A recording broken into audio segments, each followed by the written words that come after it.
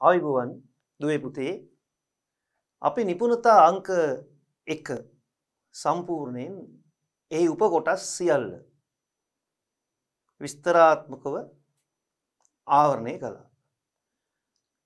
අද අපි ඔබට එම නිපුණතා අංක 1 ඒ සියලු උපකොටස් ආවරණය කරමින් උසස් පෙළ විභාගයේ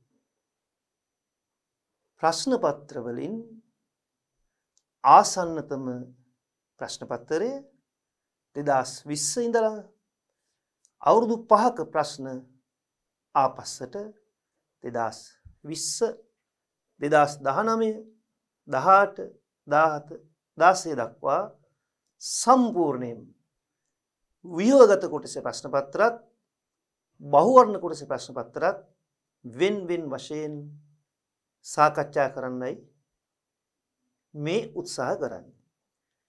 මෙම ඒකකයේ යටතේ අපි නිපුණතා එකේ පියවර 9ක් තිබුණු නිසා අපි හඳුන්වමු මේ ප්‍රශ්නෝත්තර සාකච්ඡා කරන නිපුණතාවය අපි විසින්ම නිපුණතා එකේ 10 වෙනි පියවර හැටියට. එතකොට ඔබට විභාගේ ඊළඟට 2020න් පස්සේ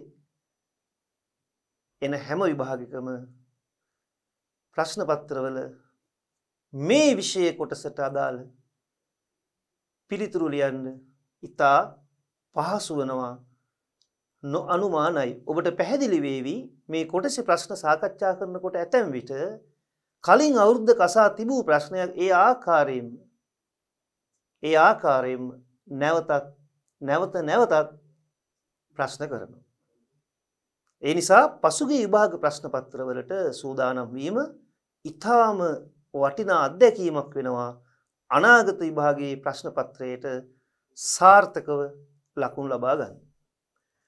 ඒ පිළිතුරට ලකුණු ලබා දෙන ක්‍රමය පිළිබඳවත් අපි අදාළ નિયમિત ඒ පියවර සමග හොඳින් පැහැදිලි කරනවා. එහෙමනම් අපි පටන් ගනිමු ආසන්නතම විභාගයේ ප්‍රශ්න පත්‍රයේ පළවෙනි ප්‍රශ්නය 2020 උසස් පෙළ විභාගයේ මේ දෙවෙනි කොටස කියලා කියන්නේ ව්‍යුහගත ලියන කොටස. පළමු කොටස වෙනම බහුවර්ණ ඉරිගහන ප්‍රශ්න පත්‍රය කියලා කියන්නේ. ඒක අපි මේකෙන් පස්සේ සාකච්ඡා කරමු. වඩා විස්තරාත්මකව විෂය කරුණු අවබෝධ කරගන්න ආරම්භයක් හැටියට ව්‍යුහගත කොටසේ ප්‍රශ්න කතා කරන එක වඩාත් සුදුසුයි. වඩාත් වාසිදායකයි. ප්‍රශ්න පත්‍රයේ මෙතන ව්‍යුහගත කියලා නම මුද්‍රණය වෙන්නේ අපි හිතාමතාම ඔබට පැහැදිලිව ඒක හඳුනා ගන්න පහසු වෙන්නයි මේ ආකාරයෙන් තිබුණේ. මේ වගේ මූණුවරක් ඔබට විභාගයේ ප්‍රශ්න පත්‍ර පිළිබඳ මූණුවර හොඳින් පුරුදුනේ. මේ ආකාරයෙන්ම තමයි විභාගේ ලැබෙන්නේ. හරි. එහෙමනම් අපි පටන් ගනිමු 2020 උසස් පෙළ විභාගයේ ව්‍යුහගත කොටසේ ගොඩක් අය මේකට කියන රචනා කොටස කියලා. ඒ වුණාට රචනා ලියන්න නෙමෙයි ඉන්නේ. ඒ නිසා රචනා කොටස කියලා කිව්වහම වැරදි අදහසක් එන්න පුළුවන්. ඒ නිසායි අපි ව්‍යුහගත කොටස කියලාම මේ කොටස හඳුන්වන්නේ. එහෙමනම් අපි පටන් ගනිමු ප්‍රශ්නේ. ඔබ ඉස්සල්ලා හොඳින් මේ ප්‍රශ්නේ එකවරක් කියව ගන්න හොඳින්. ප්‍රශ්නේ කියවන්නේ දැන්. හරි. දැන් හිමින් සීරුවේ. හදිස්සි වෙන්න එපා. ඕන තරම් අපිට කාලය තියෙනවා. බොහෝම පැහැදිලිව ලස්සනට අති විශිෂ්ට විදිහට මේ විෂය කරුණු ටික විභාගය ගොනු කරගන්න පුහුණුව පළපුරුද්ද ලබා ගන්න. හොඳයි. දැන් දුවලා පුතාලා ප්‍රශ්නේ කියුවා. උත්තරේ ඉබේම දැන් ඔයාලගේ හිතට ඇවිල්ලායි තියෙන්නේ. මේක පැහැදිලිව කරුණු වශයෙන් ඉදිරිපත් කරලා ලකුණු ලබා ගන්න හුරුව දැන් ලබා ගන්න ඕන. ඒ දේ තමයි ගොඩක් වෙලාවට නොලැබෙන්නේ ඔබට. කියන්නේම රචනාවාදීලියේ ප්‍රශ්න කියලා. ඉතින් ඔබ රචනා ලියන්න. ඔන්න බලන්න පිළිතුර. දැන් අපි මම ප්‍රශ්නේ මුලින් ඉඳලා කියවන්නම්. හිමින් සීර දැන් අපි සම්පූර්ණයෙන් ඇතිතරම් කාලය අරගෙන සිද්ධාන්ත කොටස ඉවර කරලා තියෙන්නේ 100%ක්ම. දැන් මේ තව දුරටත් ඒකේ හරිනම් පුනරීක්ෂණය. හිඟකම දැන් අපිට උදන්න දෙයක් කියන්නේ. හිඟකම යනුවෙන් අදහස් කරනුවේ කුමක්ද? එහෙම කුමක්ද කියලා කැඩුණු ගමන් එතනින් ලකුණු ලැබෙන්න පටන් ගන්නවා. කුමක්ද ප්‍රශ්නයක් නේ. ඒකට ලියන දෙයට වෙනම ලකුණු නිශ්චිතව තියෙනවා. ඉන් පසුව තව කොටසක් තියෙනවා. තවත් ලකුණු. නිෂ්පාදන හැකියාව වක්‍රයක් යොදා ගනිමින් හිගකම පිළිබඳ ප්‍රශ්නය පැහැදිලි කරන්න. දැන් නිපුණතා අංක 1 1 1 1 2 1 3 1 4 ඔහොම යද්දී ඔබට මතකනේ නිෂ්පාදන හැකියාව වක්‍ර ගැන අපිට එක කොටස දැක්කේ නෑනේ. දැන් ඔය 1 1 1 2 කොටස් ඔක්කොම අමතක කරන්න. සම්පූර්ණ පාඩම දැන් සමස්තයක් වශයෙන් ඔලු ගෙඩිය ඇතුලේ තියෙනවනේ. ඉතින් පියවරින් පියවර අපි ඉගෙනගත්තු කරුණු දැන් එකට ගුලි කරලා කැටි කරලා ලස්සනට උත්තරේ පැහැදිලිව කරුණු වශයෙන් ඉදිරිපත් කරමු. දැන් පේනව නේද? අපිට මුලදී එක ප්‍රශ්නයක් තනියම කරන්න බැරි. දැන් හිගකම කියන කොටස උගන්වද්දි නිෂ්පාදන හැකියාව වක්‍ර ගැන මොකුත් දන්නේ නැහැ. නිෂ්පාදන හැකියාව වක්‍ර ගැන දැනගන්නකොට හිගකම කියන ප්‍රශ්නේ අපි උත්තර දීලා ගොඩක් කල් අමතක වෙන්නත් පුළුවන්. හැබැයි මම අමතක වෙන්න දුන්නේ නැහැ. හැමදාම මම මුලින් ඉඳන් පාඩම ගලාගෙන ආපු හැටි ඔය උප ඒකක 9 දක්වා දිනපතා සාකච්ඡා කරා. හැම පරිච්ඡේදයකදීම. දැන් ඔබේ මේ ප්‍රශ්නෙට පිළිතුර කොටස් දෙකකට ලකුණු ලැබෙනවා. නැවතත් හිඟකම යනු කුමක්ද? ඔබේ පිළිතුර නිෂ්පාදන හැකියාව වක්‍රයක් ප්‍රස්ථාරයක් ඇසුරින් පැහැදිලි කරන්න. හොඳයි. ලකුණක් තියෙනවා. දැන් රචනා නෙමෙයි කියන්නේ ඔන්න ඔය නිසායි. බලන්න. මිනිස් උවමනා අසීමිත විවිධත්වයක යුතු උවමනා අවශ්‍යතා පොදුයි. පළවෙනි දවසේ කතා කරා උවමනා අසීමිත විවිධත්වයකින් යුතුයි. ඒවත් මතක් කරගෙනම යන්න. දැන් ඔබට එතන අසීමිත උවමනා කියලා ලිව්වත් කිසි ප්‍රශ්නයක් නැහැ. මේ අකුරක් නැර ඉස්පිල්ලක් පාපිල්ලක් නැර කටපාඩම් කරන්න එපා කියලා මුල් දවසේම කිව්වා. කියලා දීපු කරුණු ඔළුවේ ගොනු කරගෙන පිළිතුර තමුන්ගේ වචන වලින් ලියන මේ ආදර්ශ පිළිතුරක් පමණයි. මේ පිළිතුරම කටපාඩම් කරන එක මම ඕන තරම් දැකලා තියෙන අත්දැකීම් පාසල් වල උගන්වද්දී ශිෂ්‍යෝ ගොඩාක් වෙලාවට අර උත්තර පත්‍ර සමීක්ෂක වාර්තාවේ තියෙන පිළිතුරු ඒවා පොත් වශයෙන් ඔබට ලබා ගන්න පුළුවන් ප්‍රශ්නෝත්තර පොත් කටපාඩමින් 10 වතාවක් ඇහුවොත් ඒ උත්තරේ කොමාව ස්පීල නෑර එතනම කියනවා. එහෙම වෙන්න එපා. මං කියවනේ පිටපතක් වෙන්න එපා. තමුන් නිර්මාණශීලීව පිළිතුරු ඉදිරිපත් කරන්න. ඒ නිසා ඉස්සලා මේකෙන් අදහස ගන්න.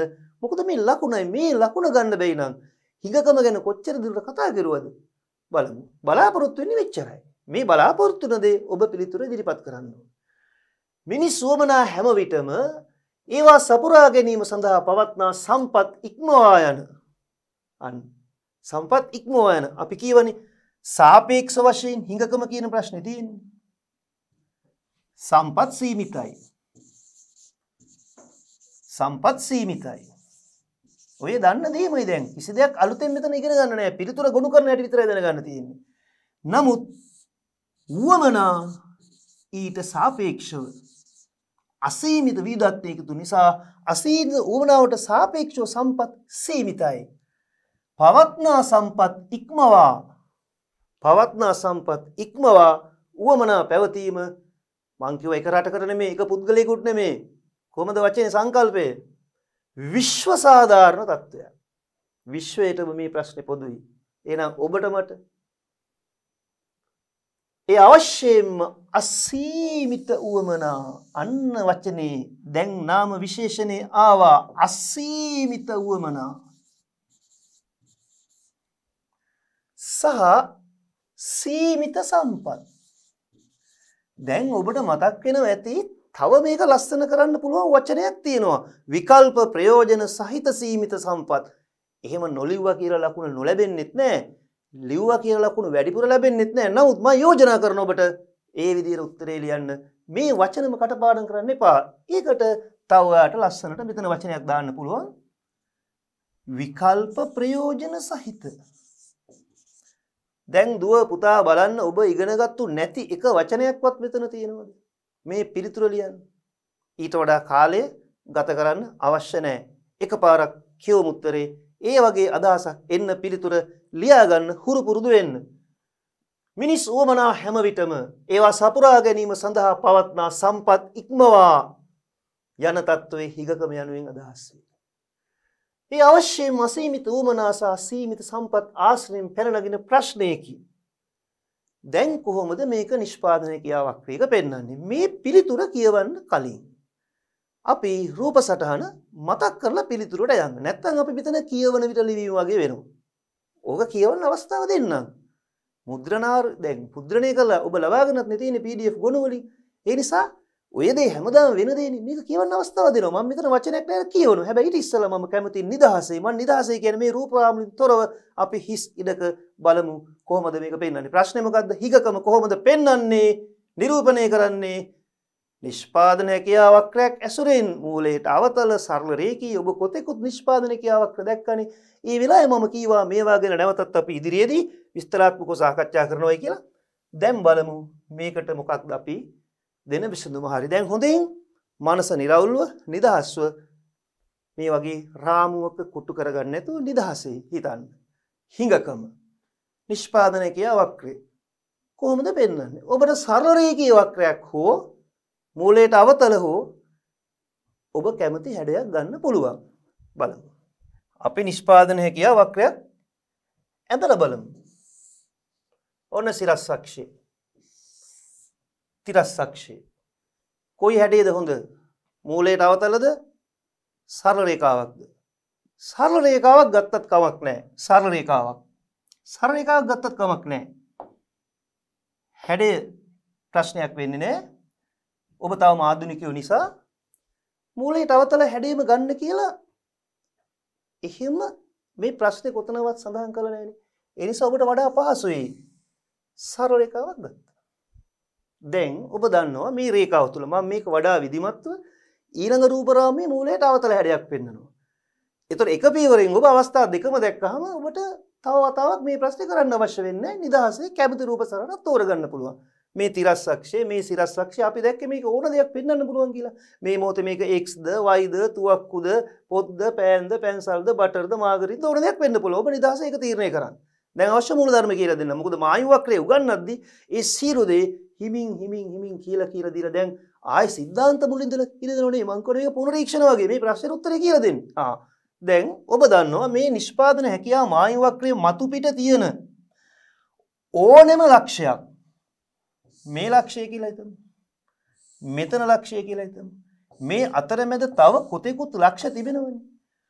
ඔය ඕනෙම ලක්ෂයක් මේ මායු වක්‍රයේ මතු පිට නිපදවිය හැකි. ශක්‍ය. ඒ වචනේ තියෙනවා. ශක්‍ය ප්‍රදේශය තමයි මේ ඇතුලේ තියෙන්නේ. පිට තියෙන්නේ අශක්‍ය. possible impossible. හැකි නොහැකි. දැන් සම්පත් ප්‍රමාණවත් වෙන්නේ මේ සීමාව.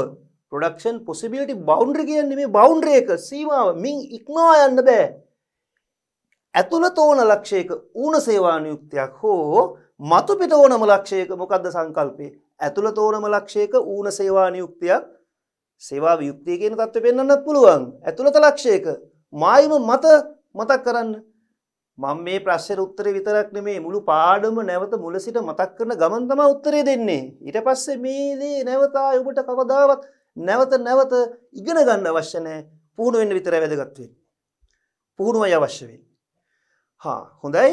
මේ මතු පිට තියෙන ඕනම ලක්ෂයක තියෙනවා product efficiency නිෂ්පාදන කාර්යක්ෂමතාවය සඳහා පූර්ණ සේවා නියුක්තිය සහ පූර්ණ නිෂ්පාදනය කියන සංකල්ප දෙක අපි නිපුණතායකයේ අවසන් කොටස සාකච්ඡා කරා. එහෙමනම් මේ වක්‍රයේ මතු පිට තියෙන සෑම ලක්ෂයකම පේන්නේ පූර්ණ නිෂ්පාදනය, පූර්ණ සේවා නියුක්තිය, නිෂ්පාදන කාර්යක්ෂමතාවය ඉන් ඔබට යන්න බෑ. ඒ නිසා ඔබට තියෙන්නේ හිඟකම පෙන්වන්න නම් මේ මායිම් වක්‍රයේ පිටතින් පිටි ලක්ෂයක් තෝරගන්නවා.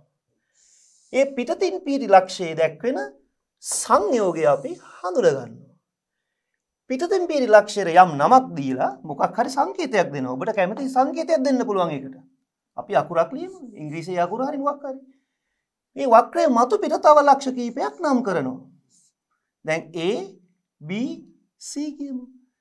B හෝ C හෝ මේ වක්‍රයේ මත තියෙන ඕනම ලක්ෂයක සංයෝගයක් නිපද විය හැකි. නමුත් නොහැකි පිටත පිහිටි ලක්ෂයක්. ඇයි නොහැකි? හිගකම නිසා.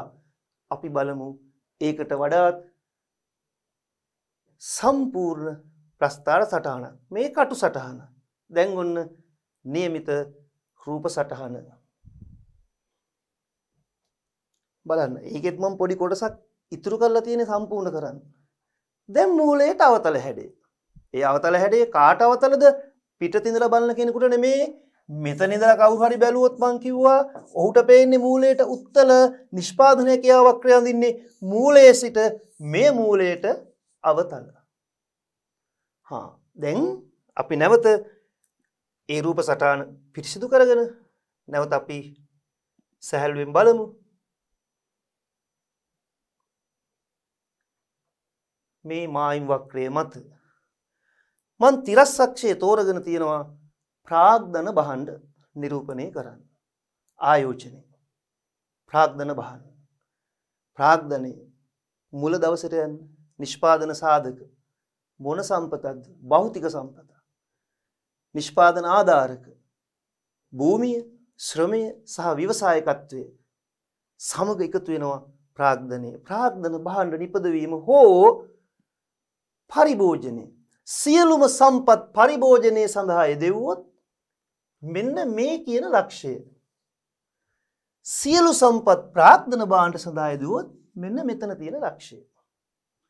අපිට එහෙම යන්නත් පුළුවන්. නමුත් කිසිම රටක් කිසිම අවස්ථාවක සියලුම සම්පත් පරිභෝජනය සඳහා හෝ සියලුම සම්පත් ආයෝජනය සඳහා හෝ යොදවන තත්ත්වයක් ප්‍රායෝගිකව දකින්න නැහෙනේ. ප්‍රායෝගිකව දකින්න හැක්කේ එයින් එක්කෝ වැඩිපුර ප්‍රාග්ධන භාණ්ඩ අඩුවෙන් පාරිභෝගික භාණ්ඩ, එහෙම නැත්නම් වැඩිපුර පාරිභෝගික භාණ්ඩ අඩුවෙන් ප්‍රාග්ධන භාණ්ඩ. දැන් එවැනි විවිධ සංයෝග දෙකක් තමයි A සහ B වලින් පෙන්වන්නේ.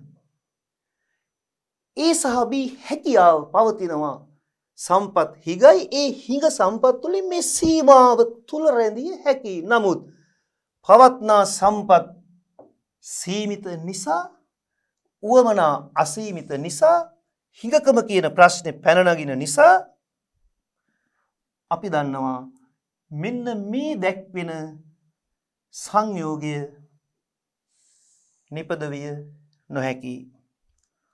මෙන්න මෙතන තියෙන සංයෝගය නිපදවිය නොහැකි. අපි එකට යම් කිසි සංකේතයක් යොදා ගනිමු. A පුළුවන්, B පුළුවන්. හැබැයි අපිට Z වලට යන්න බෑ. මෙන්න උත්තරේ. අඳින්නේ කොහොමද? මම මෙච්චර වෙලා අරන් කියලා දුන්නාට තප්පර ගාන ඒවට මේක අඳින්න යන්නේ විභාගෙදි. ටිකක් පිළිවෙලට අඳින්න.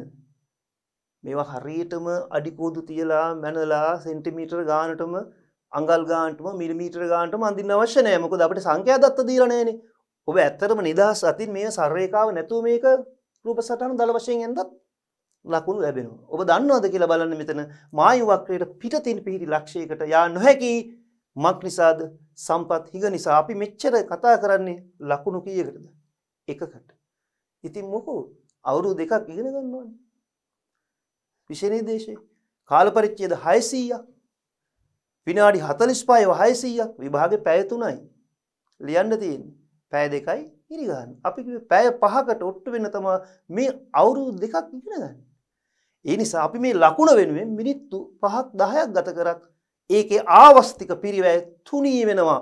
ආවස්තික පිරිවැය කැප කළ විකල්ප අවස්ථාවේ යගිය, කැප කළ වටිනා විකල්ප අවස්ථාවේ යගිය, next best alternative foregone අපි කිව්වේ. එහෙනම් දැන් ඔබ ඔබේ මේ කාලය කැප කරනවා මේක ඉගෙන ගන්න.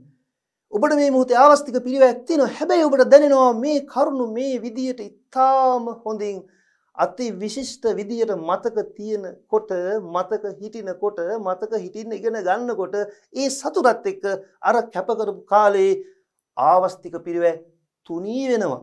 නැත්තේ නෑ ආවස්තික පිරිවැයක් තියෙනවා. අපි ගන්න හැම තීරණයකම කැපකිරීම සමග ආවස්තික පිරිවැයක් තියෙනවාමයි අපි දැනගන්න ඕන. ඒ ආවස්තික පිරිවැය තුනී කරගන්න නම් ලබා ගන්න දේ ඉතාම සාරවත්ව ලබා ගන්න.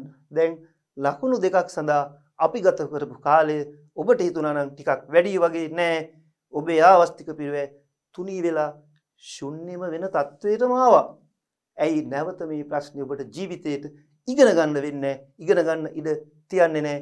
ඉගෙන ගන්න ඉඩ තියලත් නැහැ. දැන් එතනින් ඉවරයි. හරි අපි ඊළඟ ප්‍රශ්නෙට යමු. අපි කොටසක් අතෑරියා නේද? මතකද මොකක්ද? අර විස්තරාත්මක ප්‍රකාශය අපි එතෙන්ට යමු.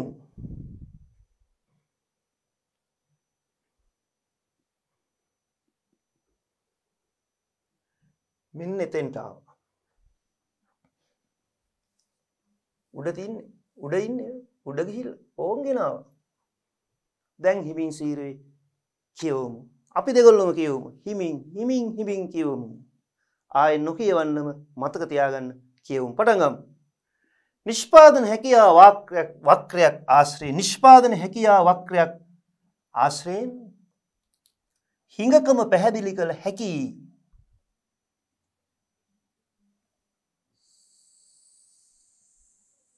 ඔව් හැකි. නිෂ්පාදන හැකියාව වක්‍රයකින් පෙන්눔 කරන්නේ දැක්කනද හැකියාවක් තියෙනවා කියලා අපි යන්නනේ. දැන් ඒක ගැන පොඩ විස්තරෙත් ලියන්න. විස්තරෙත් පොඩ ලියන්න ඕනේ. යම් දෙන ලද අවස්ථාවක මොකද මේ දෙන ලද අවස්ථාව මේ වචන එන්නේ ඉංග්‍රීසි පොත්පත්වල තියෙන පැහැදිලි කිරීම යෙදුම් ඒ ආශ්‍රිතවමයි. In a given period of time එහෙම පොත්පත්වල තියෙනවා. In a certain given period of time එහෙමත් කියන නිශ්චිත දෙන ලද යම් අවස්ථාවක. ඉතින් ඊ යෙදුම් මේ ආකාරයෙන්ම අපි සිංහලට යොදලා තමයි මේ පොත්පත්වල මේ පිළිතුරු සමීක්ෂ වාර්තාවල තියෙන්නේ. ඔබට ඒවා තරමක් වෙනස් කරලා ලියන්නත් පුළුවන්. යම් නිශ්චිත අවස්ථාවක. එහෙම කිව්වත් උත්තරේ ප්‍රමාණවත් මේ ලකුණ වෙනුවෙන්. එතන එච්චර භාෂාව සාහිත්‍ය ගැන ඕනවට වඩා ආවස්තික පිරිවැය වැඩි කරගන්න හදන්න එපා. මේ අපි විධිමත්ව පිළිතුරු සමීක්ෂක වාර්තාවේ තියෙන වචනමයි පෙන්වන්නේ ඔබට. ඔබට නැවත ඒවා පසුපස හඹා යන්න අවශ්‍ය නැහැ නේ. සියලු දේ ලැබෙනවනේ දැන් මෙතනින්. එතනින් අදහස් අරගෙන මේ වගේ දේවල් මුල් වතාව ආධුනිකයින්ට ටිකක් නුහුරු යම් දෙන ලද කවුද දන්නේ දුන්නේ කොහෙද දන්නේ දුන්නේ අර කුමක් කොප්මන කෙසේ කා වගේද හිතනවා සමහරු. ඒව කවුරුත් දෙන්නේ නැහැ. අපි හිතා ගන්න කවර හෝ කාල පරිච්ඡේදයක් බොහෝ විට වර්ෂයක් වෙන්න පුළුවන්. ඒකයි මේ දෙන ලද අවස්ථාව දෙන ලද කාල පරිච්ඡේදය කියන්නේ. අපි සැලකිලි ගන්න කාල රාමුවක් තුල. හරි. ආර්ථිකයේ සියලු සම්පත් සම්භාරය සියලු සම්පත් resource endowment සම්පත් සම්භාරය සියලු සම්පත් පූර්ණ සහ කාර්යක්ෂම ලෙස අන්න නිෂ්පාදන කාර්යක්ෂමතාව පූර්ණ සහ කාර්යක්ෂමතාව කියලා කියන්නේ පූර්ණ සේවා නියුක්තිය පූර්ණ නිෂ්පාදනය full production full employment product efficiency නිෂ්පාදන කාර්යක්ෂමතාව මතකනේ යෙදුම් පාඩම් නේද? ඔව් හරි බලමු. පූර්ණ සහ කාර්යක්ෂම ලෙස උපයෝජනය කරගත හොත් අත්කරගත හැකි සියලු භාණ්ඩ සංයෝගයන්ය combination සංයෝගයන් එක්කෝ y උපරිමයෙන් එහෙම නැත්නම් x උපරිමයෙන් එහෙම නැත්නම් x හා y අතර එකිනෙක වෙනස් විකල්ප සංයෝග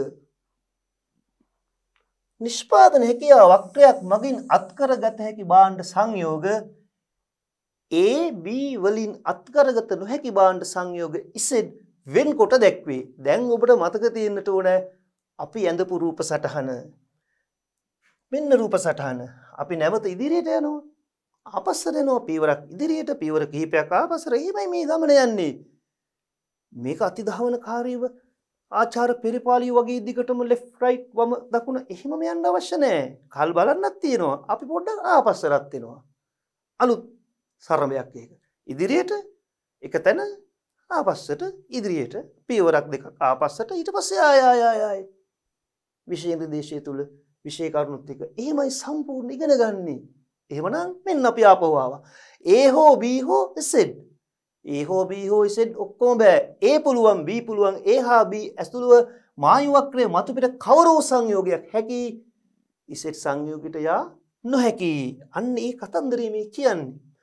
හැකියා වක්‍රයක් මගින් අත්කරගත හැකි භාණ්ඩ සංයෝග A B Z වෙන වෙනම පෙන්නනවා. අත්කරගත හැකි සංයෝග වලින් අත්කරගත නොහැකි සංයෝග වෙන්කොට දැක්වෙනවා.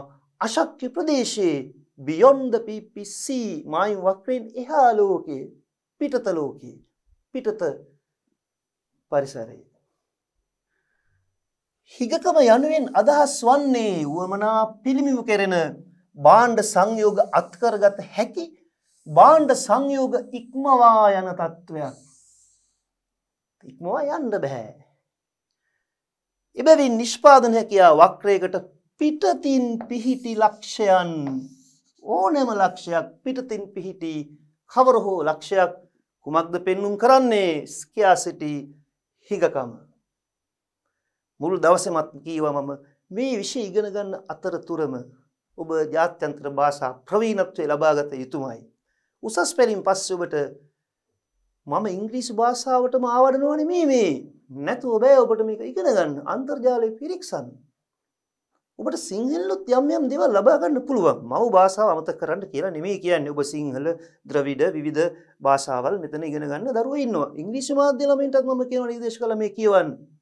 ඔබ බොහෝ විට මේ භාෂාව පිළිබඳ ප්‍රවීණත්වය දැනගත්තට විෂය කරුණු පිළිබඳ යම් යම් අඩුපාඩු තියෙනවා. අපිට ඒ තොරතුරු දැනටමත් ඔබ අතරින් ලැබිලා තියෙනවා. ඒ නිසා ඒකටත් මා නිර්දේශ කරනවා මේ කියවන්න. ඔබත් ජාත්‍යන්තර මට්ටමින් මේ විෂය කරුණු ඉදිරියේදී උසස් පෙළින් පස්සේ ඉගෙන ගන්නට ඕනේ. ඒකයි මම පාඩම අතරමැද පාරිභාෂික වචන ඔබට නොදැනෙන්නම හුරු වෙන්න ඉඩ අරින්නේ. පාඩම ඉවර වෙලා ඒ වචන ලැයිස්තුවක් කටපාඩම් කරගෙන යන එක ප්‍රායෝගික නෑ. ඒක නීරසයි. ඒ නිසා ඒකත් දැනුම් තේනුවත පළවෙනි දවසේම දීපු අවවාදේ මතකනේ ඔබට වේදිකාව හදලා තියෙන්නේ. 6 වසරේ ඉඳලා ඉංග්‍රීසි ඔබට ඉගෙන ගන්න පුළුවන් මේ DP education මේ වේදිකාව තුල. ඒ සඳහා අවස්ථා දීලා තිනවා අපි මුල් වරටත් කීවා, නැවත නැවතත් කීවා. ඒ දේ හොඳින් හිතේ තියාගෙන ඔබ ඒ දේවලු ප්‍රයෝජනට ගන්න. හොඳයි. එහෙමනම් ස්කියාසිටි හිඟකම. හැකියා වක්‍රයට පිටතින් පිහිටි ලක්ෂයන් ඕනෑම ලක්ෂයක් පිටතින් පිහිටි හිඟකම පෙන්눔 කරයි. මෙන්න පුතේ ප්‍රස්තාරය ආපහු. ඉවරයි. ඉවරටම අපි ඉදිරියට යන් ඊළඟ ප්‍රශ්නෙට. මේ පළවෙනි ප්‍රශ්නේ රෝම ඉලක්කම් 1 ඉවරයි. දැන් දෙවෙනි කොටස. එතනින් සම්පූර්ණ ඔබේ මනස නිරවුල්ව වෙනින් පියවරකට පියවරින් පියවර අවතීර්ණ වෙනවා. දැන් අර ප්‍රශ්න ඉවර. ඒක නායි කතා කරන්න.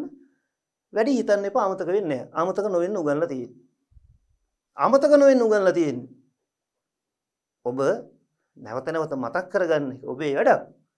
හැබැයි අමතක නොවෙන්න උගන්ලා තියෙන්නේ. පැහැදිලිනේ? පිළිගන්නවා. ඔව්. බොහොම හොඳයි. හරි. 2. නිෂ්පාදන අකාර්යක්ෂමතාව. දැන් එකම වචන පසුපස්සේ යන්නේ නේද? නිෂ්පාදන අකාර්යක්ෂමතාව. අපි නිෂ්පාදන හැකියාවක් ප්‍රයක් ඇඳ කියලා හිතමු. එතනින්ම තේරුම් ගන්න පුළුවන්. අපි දැන් මූලයට අවතල හැඩයක් ඇඳලා බලමු. අපි ඒකට නමක් දෙමු. රූප සටහන් මගේ ඉගෙනක වඩා හොඳයි. PPC. අපි තු මේ පැත්තේ Y, මේ පැත්තේ X. ඔන්න මූලාක්ෂ බිඳුව ලියන්න අමතක කරන්න එපා. ඒකත් වැදගත්. නිෂ්පාදන අකාර්යක්ෂමතාව සහ සම්පත් බෙදා වෙන් කිරීමේ අකාර්යක්ෂමතාව. සම්පත් උපයෝජනයේ නාස්තියක් ලෙස සැලකෙන්නේ ඇයි? මේ අකාර්යක්ෂමතාව නිතරම මායිම් වක්‍රයක් ඇසුරින් බැලුවොත් නිෂ්පාදන අකාර්යක්ෂමතාව මේ ඇතුළත ලක්ෂයකයි තියෙන්න ඕනේ. ඇයි එහෙම තියෙන්න ඕන හේතුව? ඔබ නිෂ්පාදන හැකියාව වක්‍රය අඳින්න පුරුදු වෙච්ච මුල්ම අවස්ථාවේ මේ වචනේ අහපු මුල්ම අවස්ථාවේ අපි මේ ප්‍රස්තාරයක් අඳින්න උත්සාහ කරපු මුල්ම අවස්ථාවේ අපි දැක්කා නිෂ්පාදන හැකියාව මායිම් වක්‍රයක් අඳින විටම අපි ඉතා වැදගත් සංකල්ප 3ක් වචන 3ක් පුන මතක් කරගත්තා. එකක් තමයි නිෂ්පාදන කාර්යක්ෂමතාව. මම දැන් මේව අත්අකුරෙන් මෙහෙම ලීවට මීට වඩා ඊටාම අලංකාර ලස්සන පැහැදිලි මුද්‍රිත රූපරාමු වලින් ඔබ මේක දැක්කා. දැන් මම කියනවා පැහැදිලි කරද්දි මම ඊටාම සරලව නිදහසේ ඒ පැහැදිලි කරන අවස්ථාව ගන්නවා රූපරාමු වලින් බැහැරව. ඊට පස්සේ සීරු දෙයිතා විදිමත්ව ඊටා අලංකාර රූපරාමු වලින් ඔබට පෙන්නනවා. කලින් පෙන්නලා තියෙනවා. මේ වචනේ මතක් කරගන්න. වේගෙන් යන්න. දැන් ටිකක් වේගෙ වැඩි කරමු. දැන් ගොඩක් දේවල් දන්නවා. ඒ නිසා දැන් අර මුලදි වගේ හිමින්ම යන්න ඕනේ මේ සංකල්ප දන්නවනේ. රයිට්. වේගෙන් යන්න. පුළුවන් තරම්. නිෂ්පාදන කාර්යක්ෂමතාව තුළ අවශ්‍යම කරුණු දෙකක් තියෙනවා. එකක් පූර්ණ සේවා නියුක්තිය. මං කිව්වා පූර්ණ කියන වචනේ දෙපාරක් කියන ඔබට මතකද? නැවත නැවත මේ පාඩම් නැවත නැවතත් බලන්න කීප වතාවක්. පූර්ණ නිෂ්පාදනයේ පූර්ණ සේවා නියුක්තිය. පූර්ණ සේවා නියුක්තිය හා පූර්ණ නිෂ්පාදනයේ තමයි මේ මායිම් වක්‍රයේ මතු පිට තියෙන්නේ. එහෙමනම් මේ ඇතුළත පිහිටි කවර හෝ ලක්ෂයකින් දැක්වෙන්නේ පූර්ණ තත්වයක් නෙමෙයි ඌන නිෂ්පාදනයක් සහ ඌන සේවා නියුක්තියක්. නිෂ්පාදන කාර්යක්ෂමතාවය කියන්නේ මතුපිට ලක්ෂයන් නම් ඒ තමයි රටක සංකල්පීය වශයෙන් පූර්ණ සේවා නියුක්තිය හා පූර්ණ නිෂ්පාදනය. ඉතින් පූර්ණ සේවා නියුක්තිය නැත්නම් ඌන සේවා නියුක්තිය නම් පූර්ණ නිෂ්පාදනය නැත්නම් ඌන නිෂ්පාදනය නම් නාස්තියක් මිස වෙන අන් කවරක්ද? දැන් අපි ප්‍රශ්නෙට යමු. ඔන්න බලන්න. හිමින් සීරුවේ. ඒ කියපු සියලු සංකල්පත් එක්ක ප්‍රශ්නේ තේරුම් ගන්න. නිෂ්පාදන අකාර්යක්ෂමතාව. දැන් කාර්යක්ෂමතාවනේ අපි මේ දැන් දැක්කේ මේ කියන්නේ අකාර්යක්ෂමතාව. සහ සම්පත් බෙදා වෙන් කිරීමේ අකාර්යක්ෂමතාව. සම්පත් උපයෝජනයේ නාස්තියක් ලෙස සැලකෙන්නේ ඇයි? ලකුණු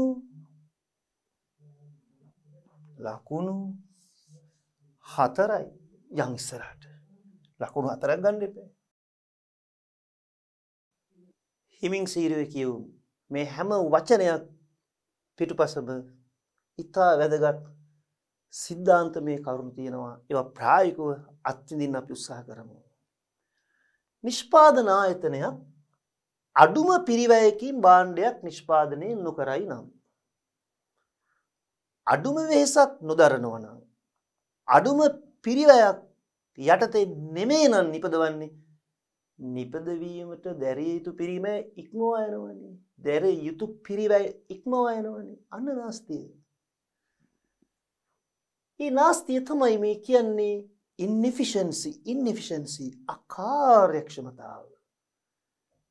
ඔබ ඇතැම් විට වියදම් කළ යුතු පමණ ඉක්මවා යම් දෙයක් වෙනුවෙන් වියදම් කරනවා නම් නොදැනුවත් වූ රුපියල් 100ක් වියදම් කරලා ලබා ගන්න ඕන දේ ඔයා 110ක් වියදම් කරලා නම් ලබා ගන්නේ. සම්පත් නාස්තියක්, අකාර්යක්ෂමතාවයක්. ඒ වගේ පුංචි සංකල්පත් එක්ක පාඩම තේරුම් ගන්න. නිෂ්පාදන ආයතනයක් අඩුම පිරිවැයකින් භාණ්ඩයක් නිෂ්පාදනය නොකරන විට,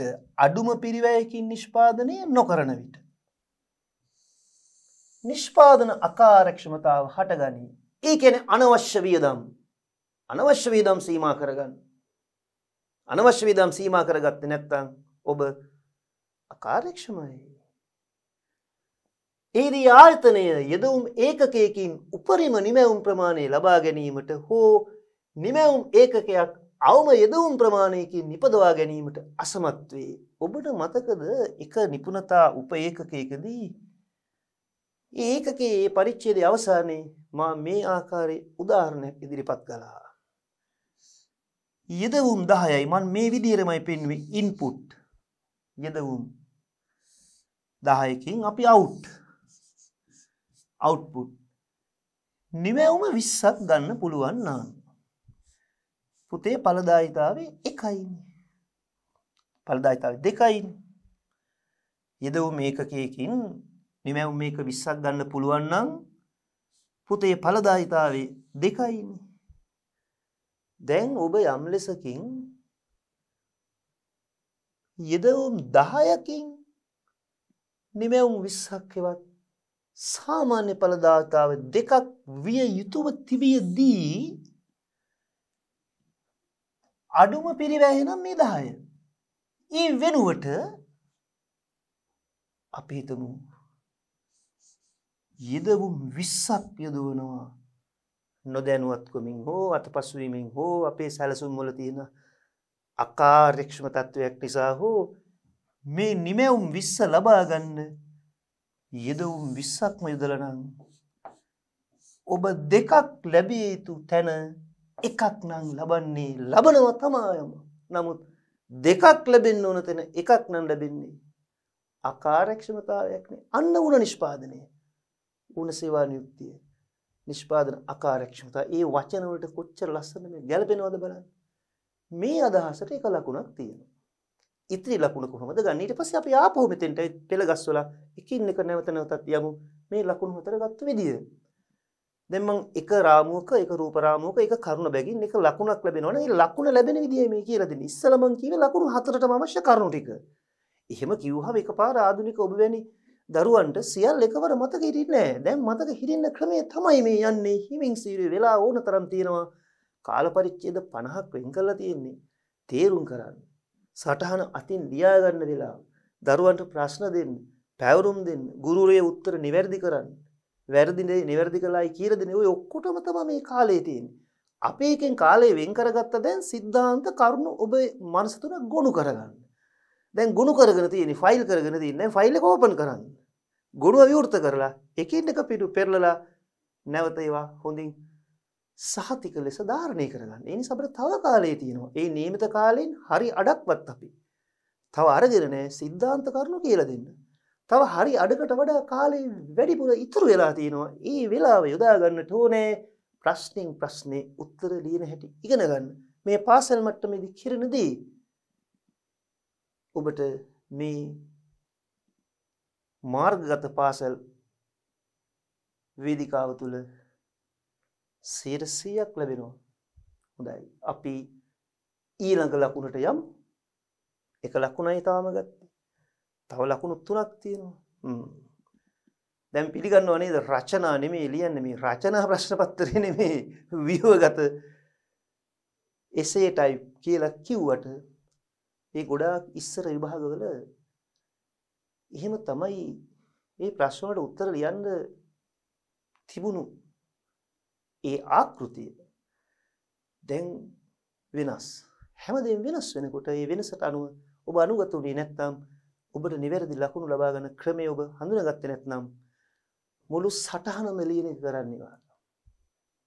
ප්‍රශ්නෙට පිටු ගණන් සටහන ලියන උත්තර පත්‍ර බලද්දී අවුරුදු ගණනාවක් අපිට කොච්චර අත්දැකීම් තියෙනවද කියන සමහර දරුවෝ මේ ඉර ලකුණු හතරට නිෂ්පාදනය කියා මායි වක්‍ර පිළිබඳ මුළු පාඩමෙන් තමුන්ට මතක ඔක්කොම ලියනවා. ප්‍රස්තාර ගොඩක් ඇඳලා සටහන ඇඳලා පූර්ණ සේවා නියුක්තිය පූර්ණ නිෂ්පාදන කාර්යක්ෂමතාවය දන්න ඔක්කොම ලියනවා.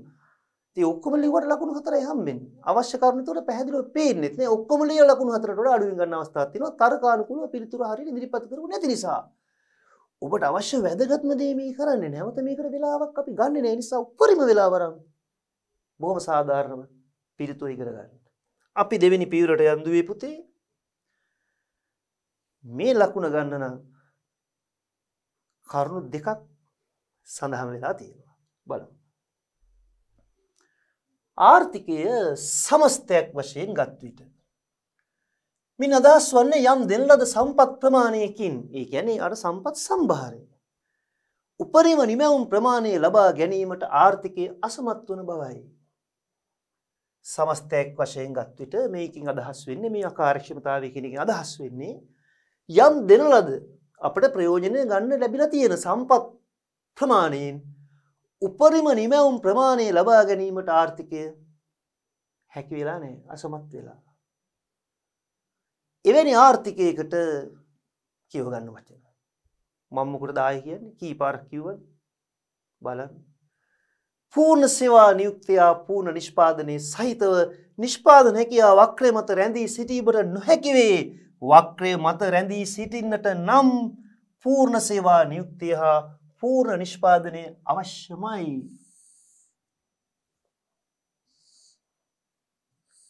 හරි. දැන් මේ අකාර්යක්ෂමතාවයෙන් අදහස් වෙන්නේ මා රූප සටහන ඔබට පෙන්වූ පරිදි මායිම් වක්‍රයේ ඇතුළත ලක්ෂයක ඇතුළින් පිහිටි ලක්ෂයක නිෂ්පාදන හැකියාව වක්‍රයක ඇතුළත ලක්ෂයක කටයුතු කිරීමට ආර්ථිකීව සිදුවන අතර මේ අකාර්යක්ෂමතාවය නිසා ඒ ප්‍රතිඵල වශයෙන් සම්පත් ඌන උපයෝජනයක් කවර උපයෝජනද ඌන උපයෝජනයක් හා විරකියා තත්වයක් ඒ සේවා වියුක්ති තත්වයක් එක ලකුණයි රචනා නෙමේ කරුණු වශයෙන් තව උත්තරීතුරු ටිකට යන් ඉදිරියේදී ඊළඟ ලකුණේ සමාජයේ වඩාත් ඉල්ලුම් කරන භාණ්ඩ සේවා නිෂ්පාදනය කිරීම සඳහා සම්පත් බෙදා වෙන් කිරීමට ආර්ථිකය අසමත් වන විට මොකද්ද මේ කියන්නේ? ඉල්ලන දේ දෙන්න ආර්ථිකය අසමත් නම් සම්පත් බෙදා වෙන් කිරීමේ අකාර්යක්ෂමතාව හටගනී. මෙතනදී මට ඔබට කියන්න ඉතා වැදගත් පණිවිඩයක් තියෙනවා. මේ ප්‍රශ්න පත්‍රයේ මේ ප්‍රශ්නයට ඔබ මුහුණ දෙන්නේ විභාගෙදී සම්පූර්ණ විෂය නිර්දේශය ඉගෙන ගත්තයින් පස්සේ. සම්පූර්ණ විෂය නිර්දේශය ඉගෙන ගත්තයින් පස්සේ විභාගයට එන දරුවෙකුට මේ වගේ ප්‍රශ්නයක් දෙන එක ඉතා සාධාරණ වුණත් තාම ඔබ දන්න ඇතැම් ඔබ දැනට දන්න විෂය කරුණු තුල මේ සමහර යෙදුම් සඳහා තවත් වෙනත් මාතෘකාවල ඉගෙන ගත යුතු කරුණු කාරණා තියෙනවා. ඒක නෙච්චර තැති ගැන්මකට ලක් වෙන්න එපා. මම මෙතන මේකත් කියලා දෙනවා. දැනට ගන්න පුළුවන් ඔබට දැනෙන තේරෙන වචන සංකල්පත් එක්ක. මොහොතක් අපි අපේ නිදහස් පරිසරයට යමු.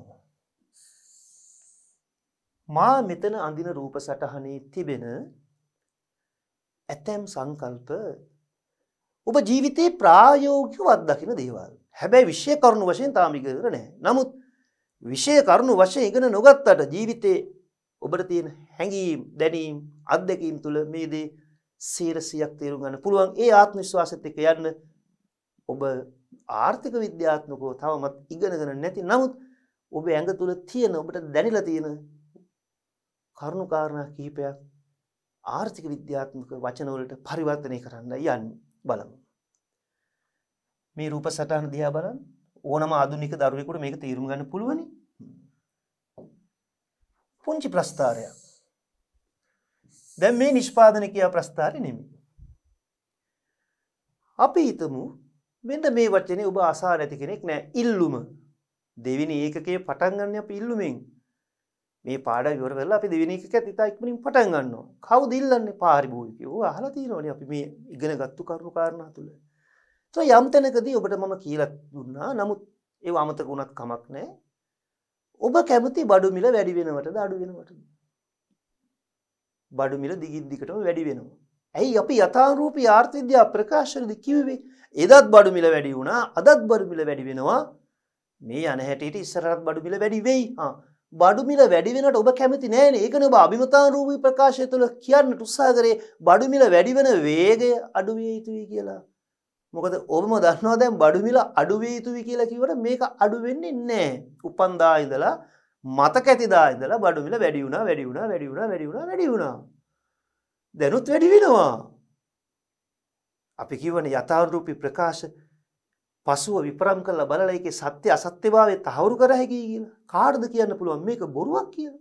බඩු මිල දත් වැඩි වුණා. අදත් වැඩි වෙනවා.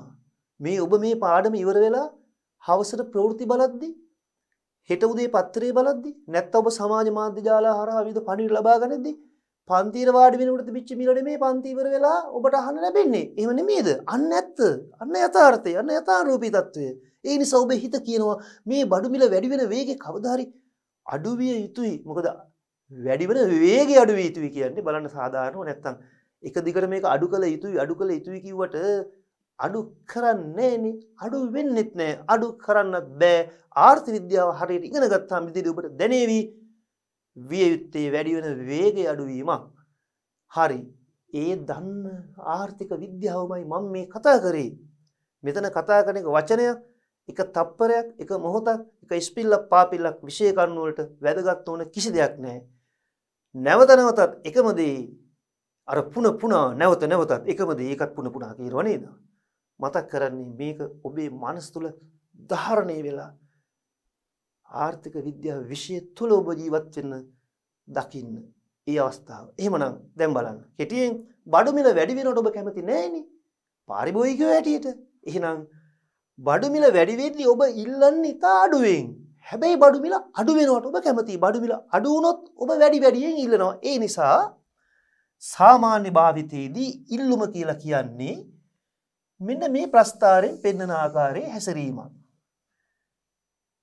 වැඩි මිලකදී අඩුවෙන්, අඩු මිලකදී වැඩියෙන්. මේක ඉල්ලුම් නීතිය යටතේ කාල පරිච්ඡේද ගානක් ඉගෙන ගන්න තියෙන නිසා මේ ඒකට මොහොත නෙමේ හැඟීමක් ඇති කරගන්න ඉල්ලුම මෙන්න මේ විදිහටයි හැසිරෙන්නේ. එහෙමනම් ඔය දුවට පුතාට පුළුවන් දැන් කියන්න ඉල්ලුම ඔහොමනම් හැසිරෙන්නේ, සැපයුම හැසිරෙන්නේ ඔයිට ඉඳුරාම පරස්පර විදිහට. සැපයුම ඔබ නිෂ්පාදකයෙක්, ඔබ ව්‍යවසායකයෙක්, ඔබ අලෙවිකරුවෙක්, ඔබ විකුණුම්කරුවෙක් නා ඔක්කොම වචන දෙක කියනවා. ඔබ උත්සාහ කරන්නේ වැඩි මිලට වැඩි වැඩියෙන් විකුණන්න. ඔබ ව්‍යාපාරික මනස තුළ ඔබ බලාපොරොත්තු වෙන්නේ ඔබ අලෙවි කරන භාණ්ඩයේ මිල අඩු වෙනවට නෙමෙයි, ඔබ කැමති වැඩි වෙනවට. ඒ නිසා සැපයුම් කරු උත්සාහ කරනවා බඩු මිල වැඩි වෙන්න වැඩි සපයන්න. මේවට ඉතා බරපතල වචන ඉදිරියට ගන්නවා. ආන්තික ප්‍රතිලාභ, ආන්තික පිරිවැය මේ කණෙන් අහලා ඒ කණෙන්ම බැහැර කරන්න මේ වචන දැනට. ඒ වචන තිබේ පිළිතුර තුල. ඒකට බය වෙන්න එපා. මං ඊදී වාක්‍යයෙන් බාර ගන්න ඔබට පීවරෙන් පීවර බොහොම ලිහිල්ව කියලා දෙන්න. දැනට මෙන්න මේ කියන්න යනදී තේරුම් ගන්න උත්සාහ ගන්න. පාරිභෝගිකයෝ හැසිරෙන්නේ ඉල්ලුම මිල අඩු වෙනවට වැඩි කැමැත්තක්. නොමිලේ දුන්නොත් ඔක්කොම ඉල්ලයි. ඔය කතාව අහලා තියෙනවා. වෙලෙන්දු එහෙම නෙමෙයි. නොමිල දෙන්න මේවා දන්සැල්ලය, වෙළඳ සැල්නේ. මිල වැඩි වැඩියෙන් විකුණනකොට මේ දෙන්න එක තැනකදී මුණ ගැහෙනවා. මෙන්න ගැනුම්කරු, මෙන්න විකුණුම්කරු, මේ දෙදෙනා එක තැනකදී මුණ ගැහෙනවා. ඔවුනොවුන්ගේ සිතැඟි අන්‍යෝන්‍ය වශයෙන් එකග වන පරිදි. කොහොමද විස්තරේ? මිල ක්‍රමය, මිල යන්ත්‍රණය කුමක් කොපමණ කෙසේ කා සඳහාද නිපදවිය යුත්තේ? අපි කිව්වා මිල මත සංඥා, සලාක, සාඩු බල ආර්ථික පද්ධති වලට කලින් මූලික ආර්ථික ප්‍රශ්න ඉගෙන ගද්දී නිපුණතාංක 1 අණු ඒකක තුල ඉන්නේ මිල තීරණය වෙන විදිහ ඔබට මා අදුෂ්‍යමාන හස්තයකින්, අදුෂ්‍යමාන බලවේගයකින් තීරණ වෙනවයි කියලාත් කිව්වා. මේ දෙන්නම එකම විදිහට දැන් මෙතන හිතලා තියෙන්නේ. මෙයා සිතන දෙයමයි මෙයාත් හිතන දෙය. ඕක හැමදාම වෙන දෙයක් නෙමෙයි. නමුත් ඔය දෙන්න ඔය හිතන විදිහට ඒ දෙදෙනාගේම සිතැඟි කායකාගේද? විකුණුම්කරු, ගැනුම්කරු, ගනුවා, දෙනුවා. ඉල්ලුම, සැපයුම. සමාජයේ පුද්ගලයන්ගේ කැමැත්ත, වර්ණය, සමාජ වර්ණය, සමාජී කැමැත්ත මෙන්න මෙතන. උන්නතන තමයි සමාජයේ කැමැත්ත.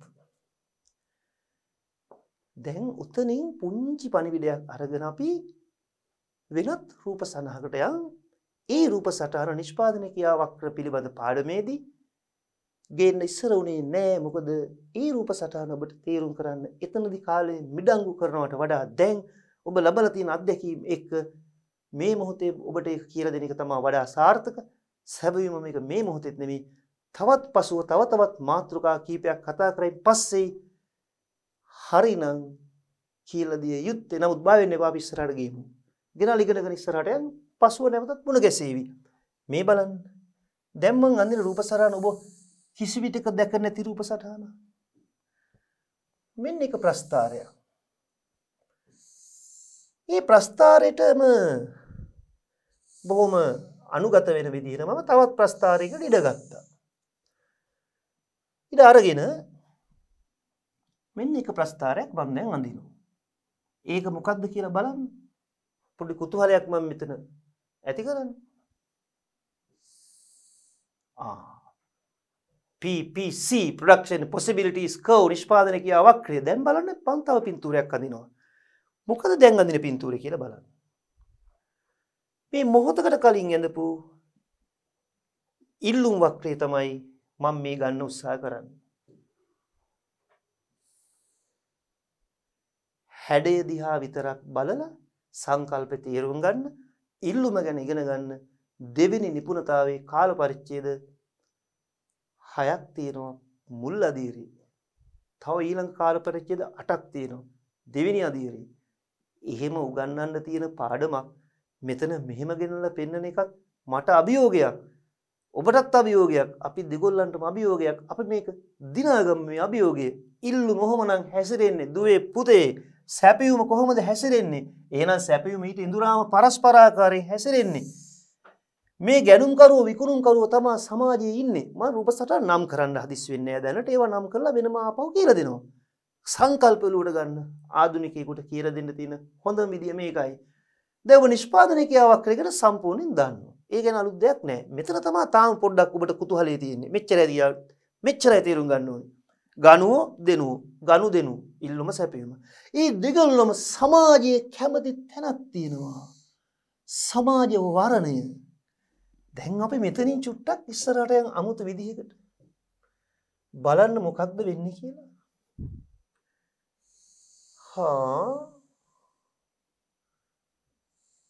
හොඳයි. අපි එතෙන්ට පොඩි සංකේතයක් යොදමු. මොකක් හරි අක්ෂරයක් ලියමු නේද? කැමති අකුරක් මොකක් හරි කමක් නැහැ.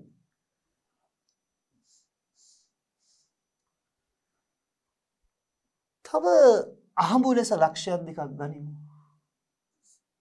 A B දැන් අර හිඟකම පිළිබඳ පෙන්වපු රූප සටහන් දෙක පටලව ගන්න එපා. මේ වෙනම කතාන්දරයක්. Aත් පුළුවන් Bත් පුළුවන් Z ලක්ෂයේ සංයෝගයක් පුළුවන් මේ රූප සටහනේ. මේ බලන්න. අවශ්‍ය නම් කුමක් කොපමණ නිපද වේ යුතුද යන ප්‍රශ්නෙට x හෝ y හෝ x හා y විවිධ සංයෝග b කියන ලක්ෂයේ සංයෝගය වේවා a කියන ලක්ෂයෙන් දැක්වෙන සංයෝගය වේවා z කියන ලක්ෂයෙන් දැක්වෙන සංයෝගය වේවා නිපද වේ හැකි. දැන් ඔබව ගෙනාවා නිවැරදිව අවශ්‍ය තැනට. මෙතන ඉඳලා මම කතා කරන වචන කිහිපේ ඔබට පහසුවෙන් තේරුම් ගන්න පුළුවන් වුණොත් මේ රූප සටහන් සියල්ල අමතක කරත් දැනට කමක් නැහැ. සම්පත් බෙදා හැරීමේ කාර්යක්ෂමතාව කාර්යක්ෂම ලෙස සම්පත් බෙදා හැරීම එනම් මිනිසුන්ගේ කැමැත්ත. ඒකට අපි කියනවා සමාජ වරණය. සමාජයේ කැමැත්ත පරිදි නිෂ්පාදනය කර තිබෙන්නේ ඒ සංයෝගයේද B සංයෝගයේද එහෙම නැත්නම් Z සංයෝගයේද බලන්න. මොහොතක් හිතන්න.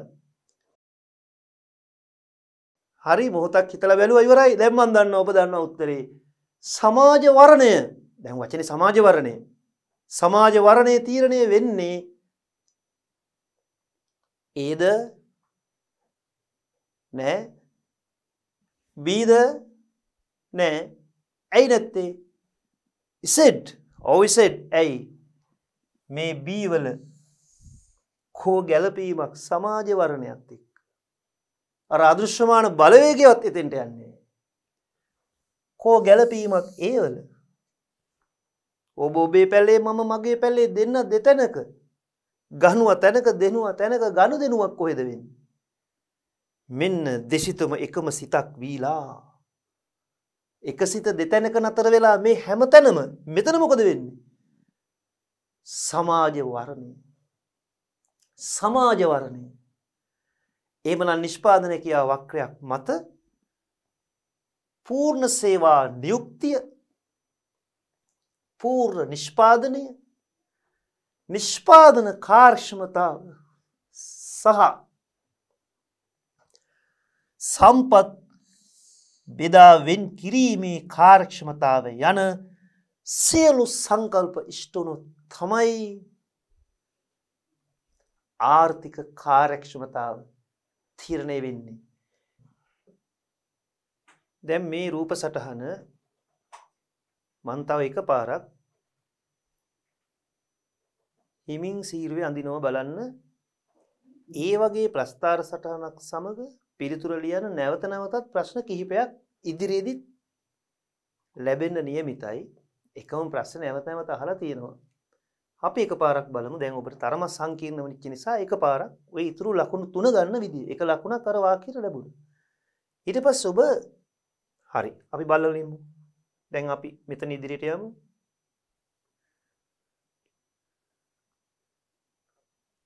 ඒ සියලු කරුණු නැවත ඉතා ඉක්මනින් බලමු.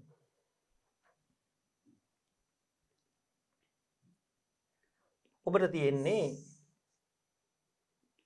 වචන විශාල ප්‍රමාණයක් ලියලා ගන්න තියෙන ලකුණු මේ වගේ ප්‍රස්තාරයක් එක්ක ඊටාම පහසුවෙන් අඩු කාලයකින් ලබා ගන්න පුළුවන්. මේ ඉල්ලුම පාඩම ඉගෙනුවයින් පස්සේ මේවා නැවතත් ඒ පාඩමට සම්බන්ධ කරලා කියලා දෙන්නම්කෝ. ඔන්න පාරිභෝගිකයාගේ හැසිරීම ගණුව. දෙනුවා. මේ දෙදෙනා එකඟ වෙන තැන තමයි මේ සමාජයේ කැමැත්ත තීරණය වෙන තැන මෙතන තියෙන්නේ. මෙන්න මේ අපි පෙන්නන තැන. මම දැන් උත්සාහ කරන තැන පෙන්න. මෙන්න බලන්න.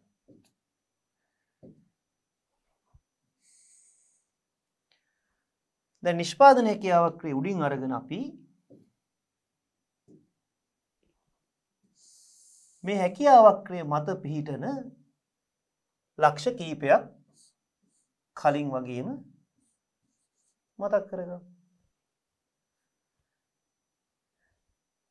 දැන් බලන්න මේ රූප සටහනත් එක්කලා මේක අඳිද්දි පොඩ්ඩක් තව විවිධ උපක්‍රම තියෙනවා අපිට මේක අඳින්න. අපි ඒවත් උත්සාහ කරමු.